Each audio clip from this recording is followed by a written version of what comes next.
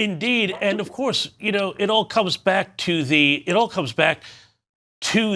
importance that China places on Iran, because one of the things that we've seen here is Chinese technology going into the proving ground of battle and actually not doing that great. We've seen Chinese ships that were heavily dependent on Chinese technology now at the bottom of the ocean. We've seen Chinese air defense systems that, as one person said, work by work by blowing up when there's a missile near them.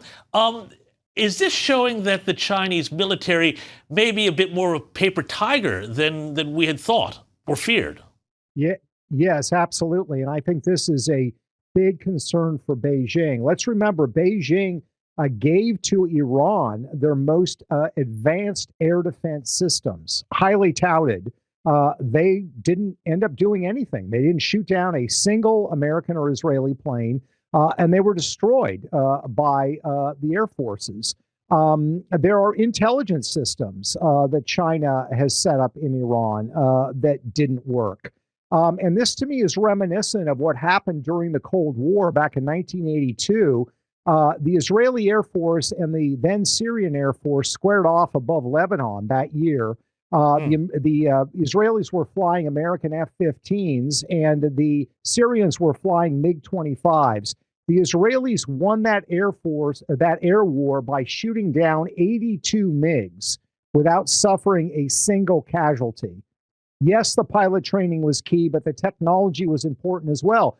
But what happened after that is the Soviet ability to sell their arms and to gain that revenue and to gain a political advantage with the countries buying those weapons kind of evaporated. Because if you're in the developing world, why do you want the second best weapon system when you might be facing the first a weapon system? So I anticipate that this is a major concern for China as it looks to trying to sell arms abroad and also use those arms sales to advance their political agenda. Well, Peter, I would go a step further, and I'd love your thoughts on this. But, for years now, at least a couple of decades, we've seen China more and more chauvinistically saying the West is in decline, the United States is in decline, China is rising. You want to tie up with us because the 21st century will be the Chinese century. Now, this seems to shift that narrative quite a bit. And people who watch the show know that I have been putting for a long time Venezuela, Cuba, now Iran into the context of confronting China without confronting China. What do you make of that? Is this the ultimate Trump strategy? And when you see things like the news which broke a little while ago that China is apparently banning exports of jet fuel and petroleum products, it says to me that they may know they've got a real problem here. Yeah, I think they have a huge problem here.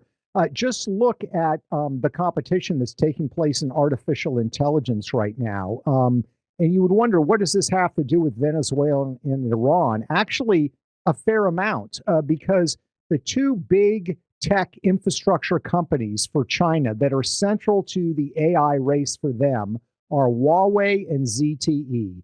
These are the big conglomerates that create the networks that you need for artificial intelligence networks to work. Well, both of those companies, huge contractors in Venezuela and Iran, and they are now looking at losing tens of billions of dollars in revenue because they have large projects in scale in both of those countries. And guess what? They're not going to get paid for them. So the implications for China's sort of top-down, what I call market Leninist system, which is kind of a blend of the market, but dictated by Leninist control, has now been completely thrown into disarray. And what's happened is that the United States has picked off two of their biggest allies in the developing world, Venezuela and Iran, and China has been helpless to do anything about it.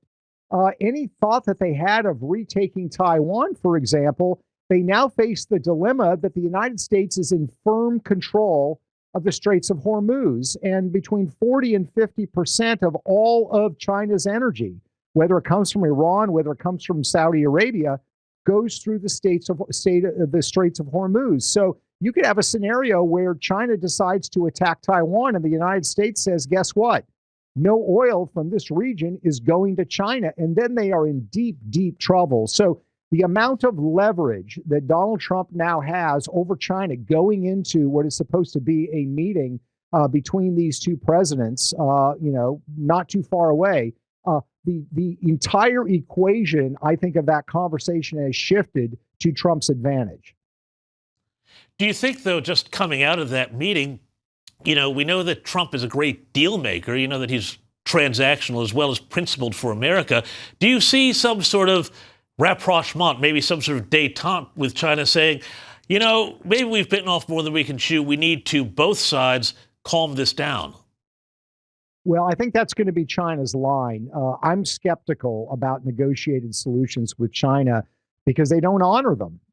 Trump negotiated the purchase of American agricultural products, a whole bunch of agreements with China in his first term. China didn't honor any of them. China said they were going to deal with precursor chemicals and the Chinese industrial involvement in fentanyl. They didn't do any of that. That was back in 2017. So I don't see any evidence that when China says, hey, let's make a deal, let's stick to that deal, I don't see any evidence that they are going to do so. So my advice to Donald Trump, of course, he's not asking for it, would be to be skeptical of any proposed deal by China and continue with an assertive foreign policy that does not directly challenge China, but continues in this competition between the two powers to take the initiative and to take advantage of what is China's clear vulnerability and weakness in this economic space. We started the year by them threatening with rare earth minerals. We are now in the scenario where they have a deep vulnerability when it comes to energy. We've talked about oil. Let's remember, they import a lot of coal from Iran, and that coal is what they use to fuel their data centers for AI. So they've got major vulnerabilities in ways that we haven't even fully appreciated right now. Peter Schweizer, I think you're absolutely correct. Love having you on the program. Thank you so much for joining me, and everybody out there, go find Peter Schweizer's books and everything else online now.